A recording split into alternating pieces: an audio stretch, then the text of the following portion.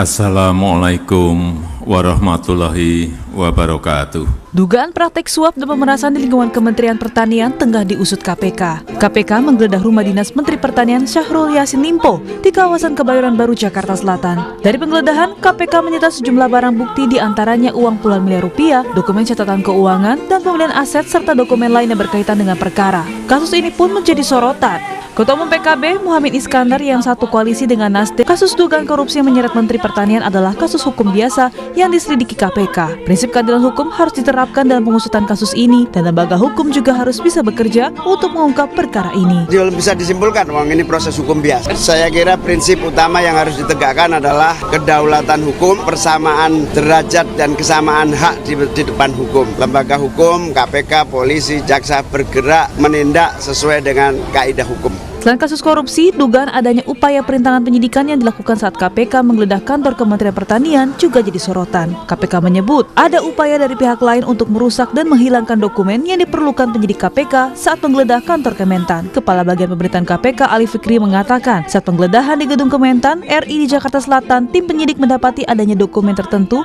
yang dikondisikan dan juga akan dimusnahkan. Beberapa dokumen dimaksud diduga kuat adalah bukti adanya aliran uang yang diterima para pihak yang ditetapkan sebagai tersangka dalam perkara ini. KPK juga membantah adanya unsur politis dalam penyidikan kasus dugaan korupsi di Kementerian Pertanian. Ali Fikri memastikan penyidikan itu murni proses hukum.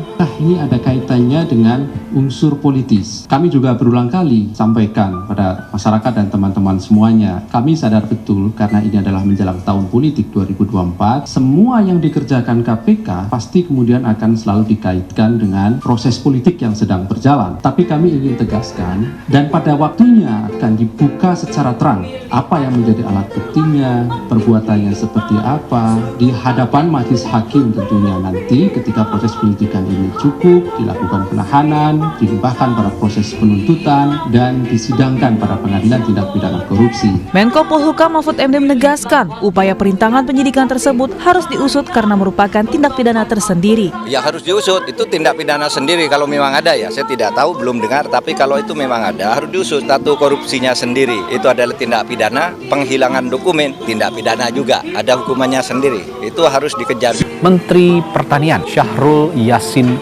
Limpo yang juga kader Partai Nasdem diduga seret korupsi di lingkungan Kementerian Pertanian. Dugaannya praktik suap dan pemerasan. Lalu benarkah kasus yang tengah diusut KPK ini murni tanpa politisasi? Membuktikan supaya KPK ini bukan alat politik, meskipun KPK sudah mengatakan ini bukan politis karena proses penyidikan, proses penyelidikannya sudah panjang dari sebelum tahun politik. Tapi bagaimana membuktikan pernyataan ini kepada publik yang sudah terlanjur terbentuk opininya, begitu Bung Roman? Proses hukum itu berbasis alat bukti. Ya mau tidak mau seperti itu. Jadi tidak berbasis opini, analisis, atau hipotesis. Jadi selama ada alat bukti, maka satu indikasi telah terjadinya tindak pidana itu harus diproses dengan penyidikan, dan kemudian dilakukan penuntutan. Bagaimana cara untuk mengetahui ada atau tidaknya faktor non-hukum yang mempengaruhi satu proses hukum? Saya biasanya menggunakan beberapa indikator. Kalau tidak ada alat bukti tetapi di proses hukum sekadar untuk menersangkakan, kemudian menyandera, nah itu saya bisa katakan itu adalah satu politisasi. Atau yang kedua, dipilih timingnya. Misalnya puluhan tahun didiamkan, kemudian dalam satu momentum diproses. Itu bisa menjadi indikasi adanya permainan politik. Atau yang ketiga, ada sebagian pihak yang diproses tetapi pihak lain tidak diproses. Itu juga bisa menjadi indikasi. Nah, bagaimana untuk memastikan itu semua? Saya pikir tidak ada mekanisme yang bisa digunakan kecuali model-model pengawasan oleh lembaga-lembaga pengawasan. Nah, lembaga pengawasan yang paling kuat tentu adalah parlemen, DPR. Nah, tadi saya juga sudah mendengar salah satu partai politik di sini ya, Insaf gitu ya, yang mengatakan bahwa revisi undang-undang KPK maupun konfigurasi pimpinan KPK ini sangat berpengaruh terhadap berkurangnya integritas dan independensi KPK. Ya, PKS, Nasdem,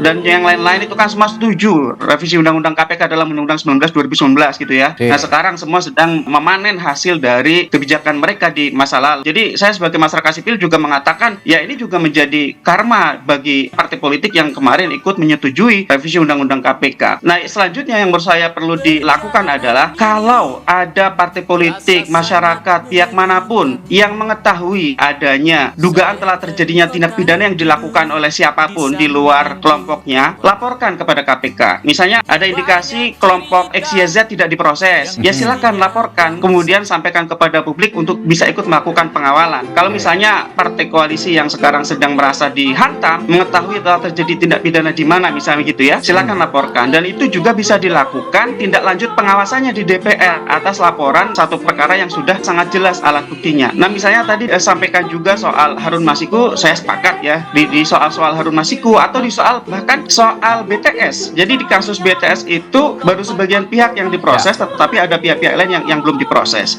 Nah selanjutnya menurut saya yang juga perlu jadi perhatian, kalau ada informasi pihak KPK yang menerima order di remote dari eksternal, menerima pesan-pesan untuk memproses kelompok-kelompok politik tertentu dan melindungi kelompok-kelompok lain, laporkan kepada Dewan Pengawas. Publik akan dukung itu semua begitu ya. Tapi saya sekali lagi kan katakan bahwa kita jangan terlalu cepat amnesia politik begitu, bahwa ini juga semua bagaimana hasil dari Undang 19 2019. Nah, di proses yang sekarang tersisa, sekali lagi dari aspek hukumnya semua kembali kepada alat bukti. Kalau memang ada alat buktinya, justru politisasi baru kalau tidak diproses. Saya tidak sepakat kalau ada yang mengatakan bahwa selama proses menjelang pemilu ini hentikan proses hukum untuk perkara tipikor. Itu diskriminasi, itu juga merupakan politisasi. Kalau ada alat bukti harus diproses. Kalau ada pihak lain yang belum diproses, silakan gunakan fungsi kontrol di DPR RI. Gimana caranya KPK dan juga kejaksaan, lembaga hukum yang ada sekarang untuk menangani kasus korupsi agar publik tidak menganggap hukum ini dicampur adukan dengan politik begitu, Mas Rohman? Tentu aparat penegak hukum wajib untuk transparan, menjelaskan prosesnya mulai dari tahap penerimaan laporan dari masyarakat, penyelidikan, penyidikan. Sehingga kalau KPK atau penegak hukum lainnya transparan, publik dapat mengawal, dapat ikut mengontrol apakah prosesnya wajar atau prosesnya dipercepat tidak wajar. Jadi itu yang sekarang dibutuhkan agar KPK dan kejaksaan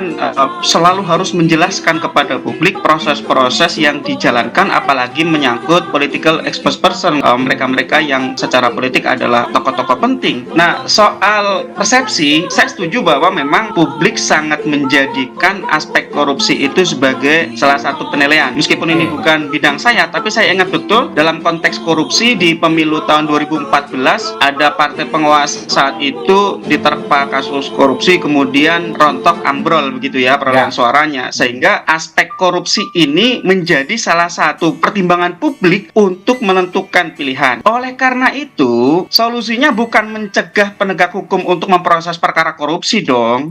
Solusinya adalah partai politik jangan korupsi sehingga kadernya tidak diproses, kemudian cari-cari alasan dikatakan politisasi. Maka penting sekali untuk juga ada agenda penegakan nilai integritas di partai politik. KPK menawarkan SIPP. SIPP itu adalah sistem integritas partai politik yang di dalamnya juga mencakup pembangunan nilai integritas di partai politik. Tidak dipersepsikan hukum itu dicampur adukan dengan politik, ya partai politiknya jangan korupsi lah. Jadi mau diubek-ubek kayak gimana juga partai politiknya kalau memang nggak korupsi ya nggak akan disasar begitu, seperti kata Kang Ujang, dicari-cari begitu. Nah, di momen-momen mendekati pesta demokrasi, transparansi partai politik untuk stabilitas partai politik untuk pertanggungjawaban kepada publik, sejauh ini Anda melihatnya seperti apa? Pertama begini Bang Radi, ada partai politik kan di hulu ini, kepemimpinan, artinya produk kader yang dihasilkan. Jadi di sini ada partai, kaderisasi, kelembagaan partai ini, apakah memang bisa diukur atau tidak, misalkan kelembagaannya, misalkan tentang demokrasi internalnya, tentang fungsi partai politiknya, rekrutmen, kaderisasi. Ini kan banyak persoalan di sini. Maka yang dihasilkan adalah ya misalkan kader karbitan, tidak berkualitas, sehingga dalam konteks penyelenggaraan negara ini kan nggak bagus, nggak baik. Karena tadi ada kader comot, karbit, tahu-tahu jadi kasih kartu anggota, jadi wali kota, bahkan ingin jadi cawapres dan lain sebagainya, problem. Oleh karena itu tadi dalam konteks untuk membangun sebuah institusi partai yang terlembagakan, ya, artinya fungsi-fungsi kepartainya jalan gitu. Ini kan perlu kita punya kepentingan di sini gitu. Karena tadi akan menghasilkan kawah canda di muka kepemimpinan bangsa. Jadi kalau partainya bersih, maka produk yang akan dihasilkan bersih. Efeknya bangsa ini juga akan bersih. Tapi kalau partainya mohon maaf rusak gitu, kotor gitu ya, sesukanya, seenaknya, maka produk yang dihasilkan juga akan rusak. Oleh karena itu untuk membangun sebuah institusi kepartaian yang baik ya, perlu memang dibangun sebuah skema sistem yang bagus pula. Nah, tetapi ke depan memang kalau kita melihat persepsi publik terhadap partai ini masih negatif, masih belum memuaskan, banyak yang tidak transparan, masih mementingkan kepentingan partai bahkan kelompok dan golongan. Jadi belum membuktikan kepada publik bahwa partai hadir di tengah-tengah masyarakat. Nah, kalau itu itu sudah nanti terbangun ke depan gitu, maka sejatinya bahwa kita tidak khawatir dengan kepemimpinan bangsa ke depan. Hari ini kita PR juga buat partai politik. Misalkan kenapa yang muncul itu Pak Anies? Pak Anies bukan kader partai. Ya kan, kenapa tidak tokoh partai yang berkualitas, yang berintegritas, yang bagus sehingga bisa dijual? Ada tokoh-tokoh partai, tapi banyak yang bermasalah. Nah, itu kan indikator bahwa selama ini partai politik masih banyak yang bermasalah. Oleh karena itu tugas kita bersama mendorong partai politik membangun institusi partai jati dirinya agar apa? Agar menghasilkan produk kepemimpinan bangsa yang bagus, yang berkualitas. Saya melihatnya kalau yang kejaksaan sih belum terlalu berbeda ya antara dulu dan sekarang. Mungkin yang orang melihat sangat kontras itu KPK.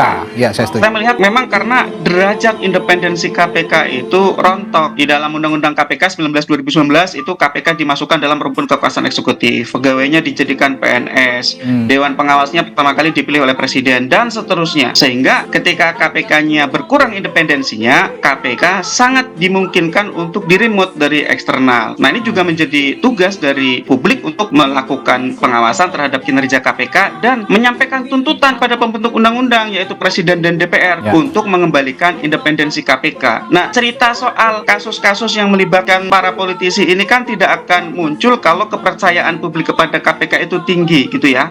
Dan saya juga melihat sampai saat ini tidak ada cara lain. Ya sudah, proses hukum mereka-mereka yang memang benar-benar ada alat bukti menunjukkan mereka melakukan perbuatan pidana. Yang kedua adalah KPK-nya itu harus transparan kepada publik, harus menyampaikan informasi-informasi mengenai prosesnya sehingga publik bisa melakukan pengawasan, pengawalan, bisa menilai apakah wajar atau tidak wajar. Yang ketiga adalah institusi-institusi pengawas. Dewan pengawasnya kasih dong input dari masyarakat, dari parpol mengenai kelakuan mereka-mereka di internal KPK yang dianggap sebagai pelanggaran kode etik. DPR ini kan juga bisa melakukan fungsi kontrol, bisa melakukan rapat dengar pendapat, memanggil KPK, kemudian meminta akuntabilitas perkara-perkara yang dituduh sebagai perkara bermuatan politik. Itu bisa dilakukan termasuk oleh Nasdem, oleh PKS, oleh PKB dan seterusnya. Itu dimungkinkan. Apakah itu sudah dilakukan? Sepertinya juga belum gitu ya. Intinya saya ingin mengatakan bahwa dalam situasi yang seperti ini memang bagi publik ini menjadi pembelajaran politik yang penting. Bagi publik dari aspek hukum tentu lebih suka dong kalau elit-elit ini saling bongkar daripada saling tutup. Tetapi publik juga memang berharap agar proses penegakan hukum itu tanpa pandang bulu, adil, juga bisa berlaku untuk semua, equality before the law itu tadi. Itu tadi menurut saya memang ada jatah kerjaan PR dari publik, dari parpol, dari KPK. Juga memang kita punya agenda ke depan bagaimana mengembalikan independensi KPK agar KPK itu steril dari bentuk-bentuk intervensi kekuasaan manapun. Itu yang memang tugas paling berat, mengubah kembali Undang-Undang 19/2019. Itu juga dipengaruhi banyak faktor ya. Yang pertama jelas KPK itu kan berkurang darah merahnya 74 orang. Mau bagaimanapun mereka adalah banyak penyidik senior, juga banyak fungsional-fungsional yang selama ini menjalankan tugas-tugas penting di KPK. Benar, orang bisa silih berganti, orang bisa di-replace, tetapi tidak sebentar untuk membangun skill, untuk membangun pengalaman, untuk membangun apalagi integritas. Nah, ini juga menurut saya juga menjadi salah satu faktor kenapa KPK saat ini tidak punya kasus yang bernilai strategis. Mungkin hanya 1-2, mungkin seperti Mahkamah Agung atau sebelumnya Menteri Kelautan dan Perikanan yang dalam kasus benih lobster. Kalau tadi ditanyakan kenapa sekarang kejaksaannya yang naik, ya saya sih senang kalau kejaksaan memang naik, artinya mereka menjawab challenge dari publik yang selama ini menganggap kejaksaan dan kepolisian prestasi dan kinerjanya itu kurang memuaskan. Nah, kejaksaan punya prestasi yang sangat bagus di beberapa kasus, Jiwasraya, Asabri, Surya Darmadi, minyak goreng, dan sekarang BTS, Kominfo. Jadi ya kita apresiasi. Bagi yang jalankan tugas dan kinerja yang baik, kita apresiasi. Bagi yang diragukan kinerjanya apalagi independensinya, ya kita kritik. Pasti ya, karena di politik itu hanya dua hal yang bisa dibangun oleh politisi. Pertama membangun pencitraan,